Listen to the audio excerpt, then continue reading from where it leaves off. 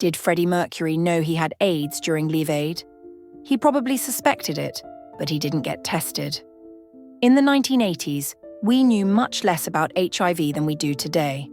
At the time, there was no single test, and it was the only way to diagnose AIDS. Doctors weren't sure. It usually took multiple tests to be able to confirm whether a person had HIV in their blood. Until 1985, HIV tests weren't widely available. Until then, people generally didn't know they had the virus until they got sick and had a serious opportunistic infection. Doctors generally diagnosed AIDS based on the level of T helper cells a patient had, or lack thereof. So it was difficult for a doctor to tell someone who wasn't sick that they had HIV. Early tests weren't that accurate. In 1984, a test in the early stages of publication called the ELISA test was being developed to test for HIV from the blood supply. Freddie's test was both highly sensitive and highly non-specific, meaning that it easily gave a positive result even when HIV was not present in some cases. It is unlikely that Freddie's GP would have given his blood to the testing laboratories in Paris. So, based on the fact that Freddie was still healthy and had not changed any of his behavior by 1984, I do not think he had any real idea that he was infected. 1985, in retrospect, was the year that alarm bells started ringing for Freddie. Firstly, it was the year that the ELISA test became widely available and accessible to doctors in the UK and the rest of Western Europe to test their patients for possible HIV in their blood. Freddie was still healthy at the time, or at least he did not have any serious opportunistic infections. But he may have been showing some of the telltale signs of HIV that doctors in the mid-1880s were beginning to recognize as early symptoms of someone who had the virus but had not yet developed full-blown AIDS. These early symptoms included swollen lymph nodes all over his body, night sweats, and mild to moderate general malaise. Freddie may have mentioned something to his doctor at one of his checkups, or his doctor may have tested his blood for HIV along with other possible diseases that were routine for sexually active gay men.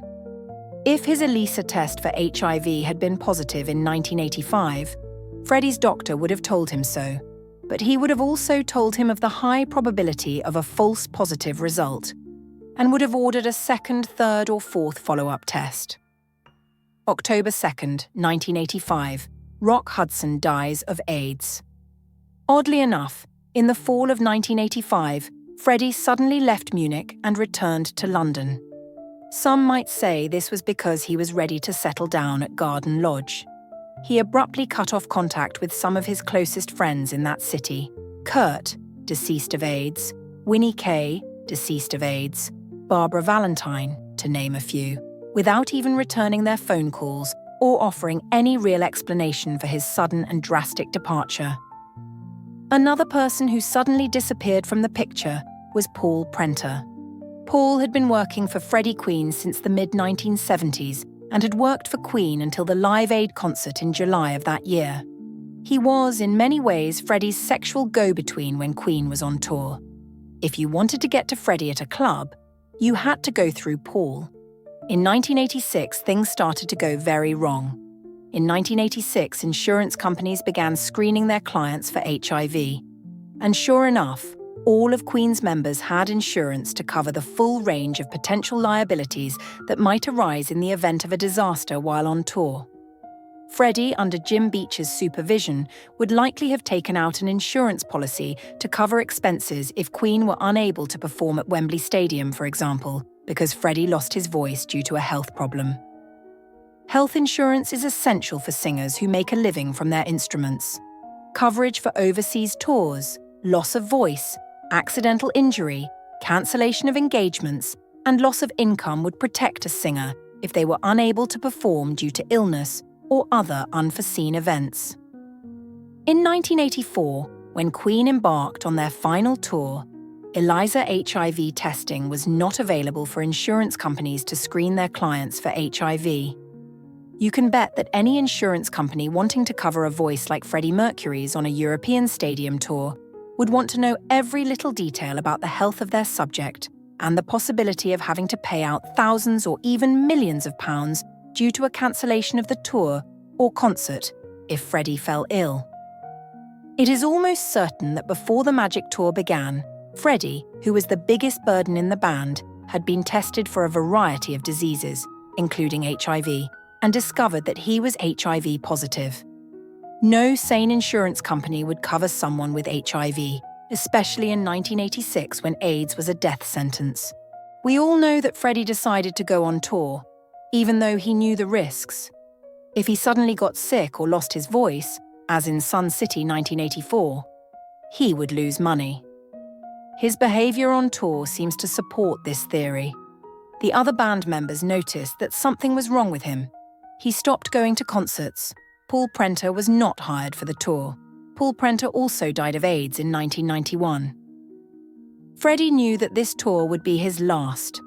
Although my theory above would have assumed that a doctor told Freddie that he had tested positive for HIV in late 1985 or early 1986, that doctor would have told him that the test result was probably not positive and that he should have undergone multiple tests. And when test after test came back positive throughout 1986, Freddie probably didn't want to hear about it again. Maybe that's why Mary Austin says she got a call from his GP saying that Freddie had stopped answering his calls and asking her to call him back. Remember the story in The Sun, September 1986, which claimed that Freddie had recently been tested for AIDS, and Freddie angrily replied, "Does it look like I'm dying?" In early 1987, by coincidence, we saw the development of a new, more reliable HIV test called the Western blot. The test was more accurate than the ELISA. My hypothesis is that Freddie may have been alerted to his HIV status a year and a half earlier in 1985. He took one test after another throughout 1986 and finally in the spring of 1997.